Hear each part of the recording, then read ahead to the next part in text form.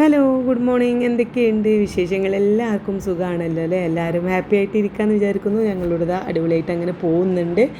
23 നോമ്പ് കഴിഞ്ഞു. ഇന്നിപ്പോൾ 24ാമത്തെ നോമ്പായി. നമ്മൾ 23ാമത്തെ നോമ്പിൻ്റെ വിശേഷങ്ങളും കുറച്ച് കുറച്ച് കാര്യങ്ങളായിട്ടാണ് വന്നിട്ടുള്ളത്.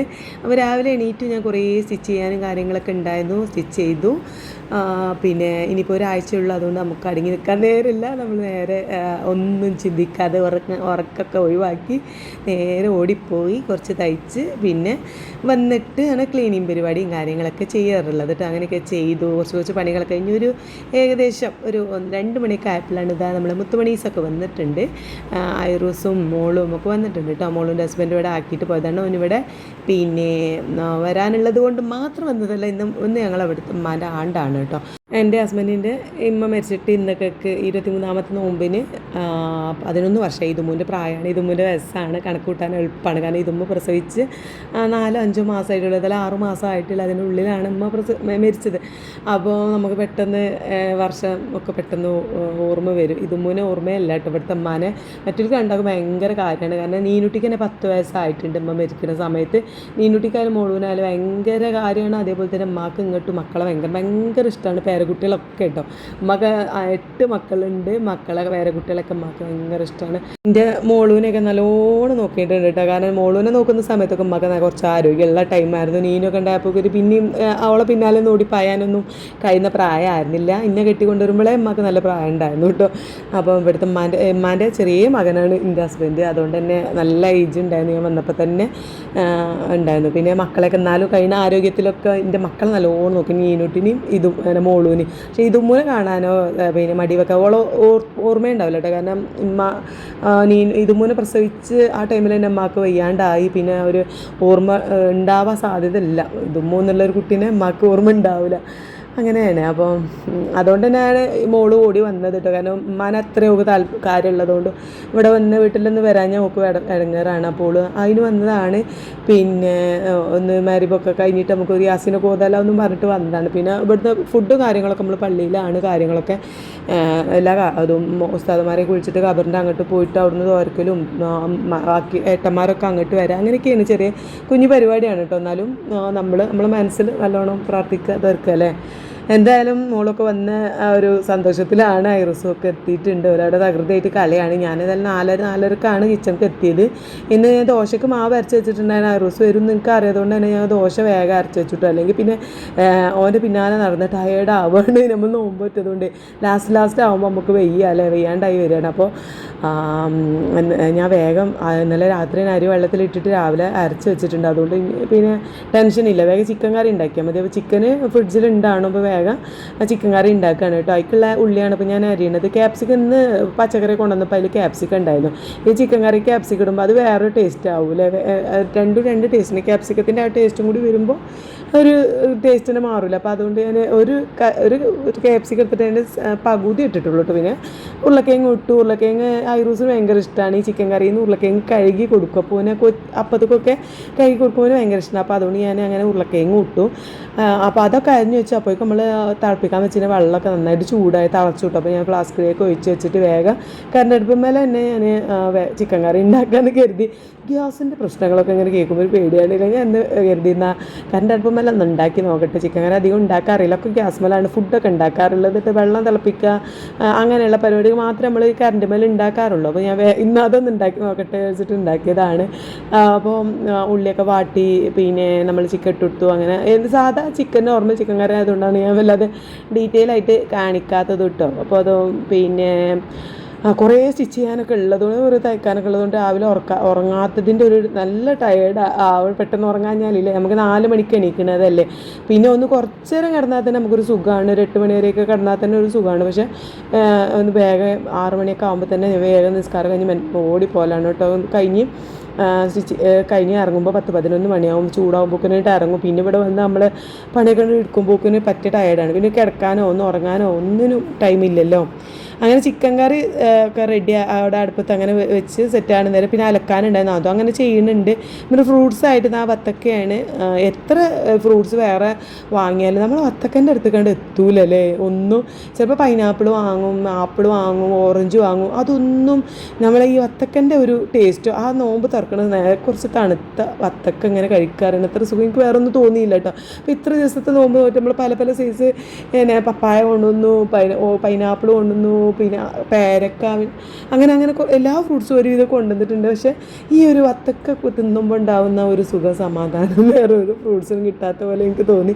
മൂപ്പർക്ക് പിന്നെ സമാമ ജ്യൂസ് അടിക്കാനും കരുതി അങ്ങനെ ചെറിയ കുഞ്ഞ് സമാമ കൊണ്ടുവന്നിട്ടുണ്ടായിരുന്നു 2-3.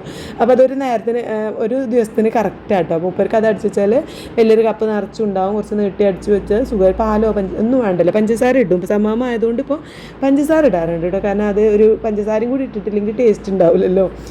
അപ്പം അത് ഞാൻ അരിഞ്ഞു കൊടുക്കുമ്പോഴാണ് ഐറൂസ് ഉറങ്ങി എഴുന്നേറ്റ് വന്നത് കേട്ടോ. ഞാൻ ഉറങ്ങാൻ പോയ ടൈമിലാണ് ഞാൻ കിച്ചണിക്ക് ഓടി വന്നതും ഫുഡ് ഉണ്ടാക്കാനൊക്കെ നിന്നിട്ടുണ്ടായിരുന്നത്. അപ്പം ഇങ്ങനെ ഞാൻ അത് ബത്തക്കൊക്കെ കട്ട് ചെയ്ത് വെച്ചപ്പോൾ ഓണ്ട് എഴുന്നേറ്റ് വരുന്നത്. അപ്പോൾ ഞാൻ ഓന് പാലുണ്ടാക്കിയതാണ് ഇട്ടത്.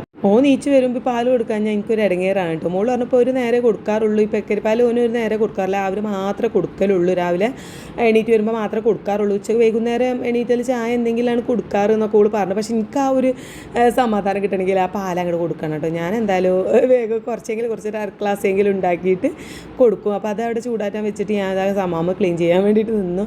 അത് ജസ്റ്റ് ഒന്നിങ്ങനെ ഇതാക്കി. എനിക്ക് ഇതിൻ്റെ മണോ ടേസ്റ്റോ ഒന്നും ഇഷ്ടമല്ല കേട്ടോ, ഉണ്ടാക്കുന്നത് വരെ എനിക്കിഷ്ടമല്ല. പിന്നെ ഇതും ആർക്കും ഇഷ്ടമല്ല കേട്ടോ, എൻ്റെ ഹസ്ബൻഡിന് മാത്രം ഇഷ്ടമുള്ളൂ. എന്തായാലും നമ്മളിപ്പോൾ വേഗം അതൊക്കെ ഒന്ന് കഴുകി ക്ലീൻ ചെയ്ത് നന്നായിട്ട് അടിച്ചിട്ട് ഇച്ചിരി പഞ്ചസാര ഇട്ടിട്ട് ഫ്രിഡ്ജിലേക്ക് അങ്ങോട്ട് വെച്ചു. അപ്പോഴാണ് ഇതിനെ ഒരു 6 മണിയൊക്കെ ആയിട്ടുണ്ട് കേട്ടോ. അപ്പോൾ ഇതിന് സമയം ഒരു അരമണിക്കൂറുള്ള തണുപ്പൊക്കെ മതി, കൂടുതൽ തണുത്താലും പറ്റില്ല കേട്ടോ, തൊണ്ടവേദനയൊക്കെ വരും. അപ്പോഴാണ് ഇതും രംഗത്തേക്ക് വന്നതോടു കൂടിയൊക്കെ കഴിഞ്ഞു. പിന്നെ മേലഴുകലൊക്കെ കഴിഞ്ഞിട്ട് ഇതാ വന്നിട്ടുണ്ട്. അപ്പോൾ അതാണ്ട സമാമ ഇങ്ങനെ ഞാൻ അരിച്ചുകൊണ്ട് നിൽക്കുകയാണ് കേട്ടോ. ഓള് എന്താ വന്ന് അവിടെ പണിയെന്ന് ചോദിച്ചാൽ ഓക്കുള്ള ലൈം ജ്യൂസ് ഉണ്ടാക്കുകയാണ്. ഓക്ക് ഓളെന്നെ ഇപ്പം ഉണ്ടാക്കൽ ഒരു സന്തോഷമാണ് കേട്ടോ. ഓക്ക് ഞാൻ ഉണ്ടാക്കുമ്പോൾ ഞാൻ ആദ്യത്തെ കുറച്ച് ദിവസമൊക്കെ ഞാൻ ഉണ്ടാക്കുന്നത് വന്നിങ്ങനെ നോക്കും ഞാൻ എങ്ങനെയാണ് ഉണ്ടാക്കുന്നത്. അപ്പോൾ നാരങ്ങ ഒന്നായിട്ട് കുറച്ച് കൂടുതൽ 1 കിലോനൊക്കെ വാങ്ങിയിട്ട് പിഴിഞ്ഞ് വെക്കാറാണ് ഫ്രിഡ്ജിൽ. ഒരു കുപ്പിയിൽ ഇങ്ങനെ പിഴിഞ്ഞ് വെക്കും, അതാകുമ്പോൾ കേടരില്ല കേട്ടോ. അപ്പോൾ അതിൽ നിന്ന് എടുത്ത് ഓക്ക് ഉണ്ടാക്കാൻ എളുപ്പമാണ്, കാരണം നാരങ്ങ പിഴിയാനാണല്ലോ മക്കൾക്ക് ബുദ്ധിമുട്ട്. അപ്പോൾ ഓക്ക് ആകുമ്പോൾ ആ കുപ്പിയിൽ ഉണ്ടാക്കി വെച്ച നാരങ്ങ ആകുമ്പോൾ ഓക്ക് അതിൽ നിന്ന് എടുത്ത് നാരങ്ങ വെള്ളം ഉണ്ടാക്കാൻ ഭയങ്കര ഇഷ്ടമാണ്. അതുകൊണ്ട് ഓള് ഒറ്റയ്ക്ക് ഉണ്ടാക്കിക്കോളൂ. ഓക്കുള്ള ഒരു കപ്പ് തണുത്ത വെള്ളമൊക്കെ ഒഴിച്ച് പഞ്ചസാരയൊക്കെ ഇട്ട് ലൈം ജ്യൂസ് ഓൾ തന്നെ ഉണ്ടാക്കുന്നുണ്ട് കേട്ടോ. ഞാനവിടെ സമാമ ജ്യൂസ് അടിച്ച് കണ്ട് ഫ്രിഡ്ജിലേക്ക് വെക്കണ തിരക്കിലും ആ പാത്രം കഴിയണ തിരക്കിലൊക്കെയാണ്. മോളും അതവിടെ വാതിൽപ്പടിയിൽ ഇരിക്കണം. എന്താ വെച്ചാൽ ഐറൂസ് പുറത്ത് മേലെ കഴുകാൻ വേണ്ടിയിട്ട് പോയതാണ് കേട്ടോ. ഓനവിടെ മേലെ കഴുകണ ഓന് കുറച്ച് നേരം വെള്ളത്തിൽ കളിക്കണം, എന്നാലേ ഓൻ അവിടുന്ന് അങ്ങോട്ട് പോരുള്ളൂ. ഫസ്റ്റിൽ തന്നെ പെട്ടെന്ന് നമ്മൾ പോയിട്ട് പെട്ടെന്ന് മേലേക്ക് എടുത്ത് കൊണ്ടുവരാനുള്ള പരിപാടിയൊന്നും പറ്റൂല മക്കളെ. ഓന് കുറച്ച് നേരം വെള്ളത്തിൽ കളിക്കണം. അപ്പോൾ ഒരു പാട്ടൊക്കെ എടുത്തിട്ട് പൈപ്പിൻ്റെ ചുവട്ടിൽ കളിക്കുകയാണ്. അപ്പോൾ എൻ്റെ ഹസ്ബൻഡ് ഉണ്ട് അവിടെ. അപ്പോൾ മോളും അവിടെ നോക്കിക്കൊണ്ട് നിൽക്കുകയാണ് കേട്ടോ, കാരണം എനിക്ക് നോക്കിക്കാൻ നേരമില്ലല്ലോ. അപ്പോൾ ഞാൻ വേഗം ഇനി ദോശ ഉണ്ടാക്കില്ല കേട്ടോ. മാവ് അരച്ച് വെച്ചിട്ടുള്ളത് വേഗം ഇച്ചിരി വെളിച്ചെണ്ണയും ഉപ്പൊക്കെ ചേർത്ത് നന്നായിട്ട് ഇളക്കുന്നതിന് ചട്ടിയൊക്കെ വെച്ചിട്ട് നമുക്ക് ഓരോന്നായിട്ട് ചുട്ടെടുക്കണം. അപ്പോൾ ഞങ്ങൾക്ക് മാത്രമുള്ളത് ഞാനും മോളൂനും പിന്നെ ഇതുമ്മൂനും ഐറൂസിനുള്ളത് എൻ്റെ ഹസ്ബൻഡിനുള്ളത് വന്നിട്ട് ചുടാന്ന് കരുതി. അങ്ങനെ ഞങ്ങൾക്കുള്ളത് എണ്ണ വെച്ചിട്ട് ചുടാണ്. ഞാൻ ദോശ ആയതുകൊണ്ട് ഞാൻ 1 കഴിച്ചു. പിന്നെ 2 മുട്ട എനിക്ക് പിങ്ങി വെച്ചിട്ടുണ്ട്, മോളൂനും 2 മുട്ട പിങ്ങിയിട്ടുണ്ട് കേട്ടോ.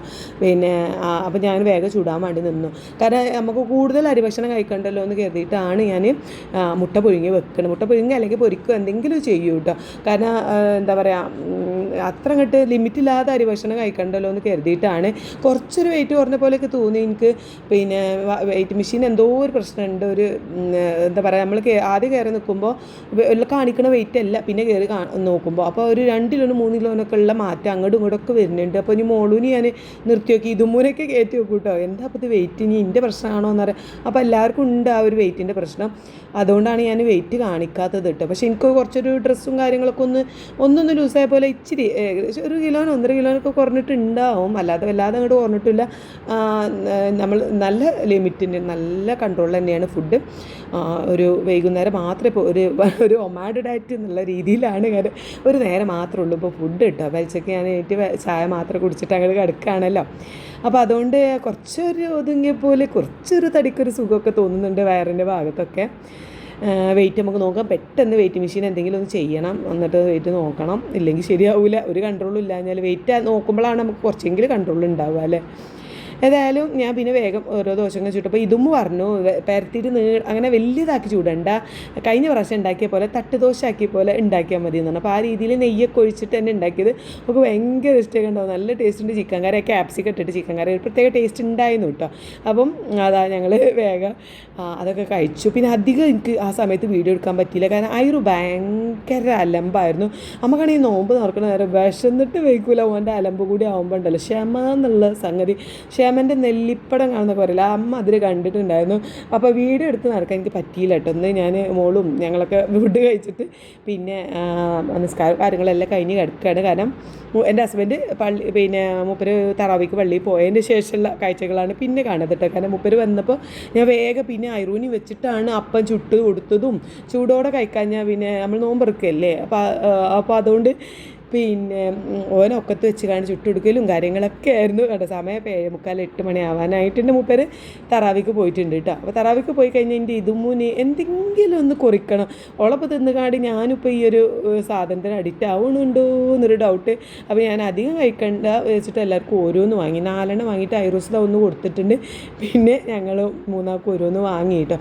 പിന്നെ പാല് കുറവായിരുന്നു. അപ്പോൾ ഞാൻ 2 പാക്ക് പാലും കൂടി കൊണ്ടുവച്ചു. അപ്പോൾ ഓളോട് ഫ്രിഡ്ജിൽ കൊണ്ടുവയ്ക്കാൻ പറഞ്ഞോളൂ. അത് ഫ്രിഡ്ജിൽ കൊണ്ടുവയ്ക്കാൻ പോവാണ് കേട്ടോ. പിന്നെ അങ്ങോട്ട് കുറച്ച് നേരം റെസ്റ്റ് എടുത്തു. അങ്ങനെ അധികം പണിയെടുക്കായിരുന്നു. പോലെ പാത്രങ്ങളൊക്കെ അവിടെ കുറച്ച് കഴുകി വെക്കാനൊക്കെ ഉണ്ടായിരുന്നു. അതൊക്കെ കഴുകി വെച്ചിട്ട് പിന്നെ ഐറൂസിൻ്റെ കളി നോക്കി ഇങ്ങനെ നിൽക്കുകയാണ് കേട്ടോ. ഓനിത് അവിടെ അവൻ്റെ ടാബിൽ കാണുന്ന പാട്ടിനനുസരിച്ച് ഭയങ്കര ഡാൻസും അതിനായിട്ടുള്ള ഭയങ്കര അതേപോലെ തന്നെ ചെയ്യും കേട്ടോ. ടാബിൽ കാണുന്ന അതേപോലെ പറയും. ഭയങ്കര സംസാരം. അപ്പം എല്ലാം ക്ലിയറായിട്ട് നമ്മളോട് നല്ല രീതിയിൽ ഇപ്പോൾ സംസാരിക്കാൻ തുടങ്ങിയിട്ടുണ്ട്. പിന്നെ ഇതുമൂന്ന് നല്ല അലർജി ഉണ്ടായിരുന്നു. അപ്പോൾ അലർജീൻ്റെ ഗുളിക കൊടുത്തപ്പോൾ ഓനും വേണം ഗുളിക. ആ ഗുളികക്ക് വേണ്ടിയിട്ടാണ് ആ കരഞ്ഞ് അങ്ങോട്ടും ഇങ്ങോട്ട് ഓടണം കണ്ടോ. ഇതും ഗുളിക കയ്യിൽ പിടിച്ചിട്ടുണ്ട്. അപ്പോൾ ഓനും വേണം ഗുളിക. പിന്നെ ജലൂസിലിൻ്റെ ഗുളികയൊക്കെ എടുത്ത് കൊണ്ടുവന്ന് എങ്ങനെ അങ്ങോട്ട് സോപ്പിട്ട് ഒന്ന് സെറ്റാക്കി എടുക്കാൻ വേണ്ടിയിട്ട് ഇതാ പോവാണ് കേട്ടോ. അപ്പോൾ എൻ്റെ ഹസ്ബൻഡ് വന്നിട്ട് പള്ളിക്കന്ന് വന്നതിൻ്റെ ശേഷമാണ് ഗുളിക കൊടുത്തത്. മൂപ്പരടുത്താണ് അലർജീൻ്റെ ഗുളിക ഉണ്ടാവുക. കാരണം അലർജി മൂപ്പർക്കാണല്ലോ. അപ്പോൾ അതൊക്കെ ആ സെക്ഷൻ പിന്നെ മൂപ്പരടുത്ത് കയറാം. അങ്ങനെ ആ കലാപരിപാടികളൊക്കെ കഴിഞ്ഞപ്പോഴേക്കും മോളൂൻ്റെ ഹസ്ബൻഡ് വന്ന് ഒരു 12 മണിയൊക്കെ ആയിട്ടുണ്ട്. ഓള ഹസ്ബൻഡിന് അവിടെ ഓലെ സ്കൂളിൻ്റെ എന്താ പറയുക കുന്നുമ്പുറത്തുള്ളൊരു സ്കൂളിൽ നോമ്പ് തുറക്കെ ആയിരുന്നു. അതെല്ലാം അവിടുത്തെ ഫുഡൊക്കെ കഴിച്ചിട്ടാണ് വരുന്നത്. അപ്പോഴും ഐറൂസിൻ്റെ കുരുത്തക്കേടൊന്നും കഴിഞ്ഞിട്ടില്ല. അവനെ മേലൊക്കെ കഴുകി ഇതാ ഡ്രസ്സൊക്കെ ഇട്ട് കൊടുത്തിട്ടുണ്ട്. പിന്നെ പൗഡറിലൊക്കെ ആയിരുന്നു കളിയിട്ട് ഭയങ്കര കരച്ചിലായിരുന്നു. പിന്നെ പൗഡറൊക്കെ വാങ്ങി വെച്ച് കരഞ്ഞുകൊണ്ടാണ് ഇന്ന് പോയി ഇതാ ഞാൻ മേലൊക്കെ കഴുകി ഇതുമ്മും വന്നിട്ടുണ്ട്. ഇതുമ്മും ഇതാ നല്ല ടയേർഡായിട്ട് നല്ല ടയേർഡായിട്ടുണ്ട് കുട്ടി. ഫുൾ നോമ്പ് നോറ്റ് കേട്ടോ. അപ്പോൾ ഞങ്ങൾ ഏതായാലും കിടന്നുറങ്ങട്ടെ. ഇനിയിപ്പോൾ 4 മണിക്ക് എഴുന്നേൽക്കണം. അപ്പോൾ നാളത്തെ വീഡിയോ ആയിട്ട് നാളെ കാണാം. Bye bye.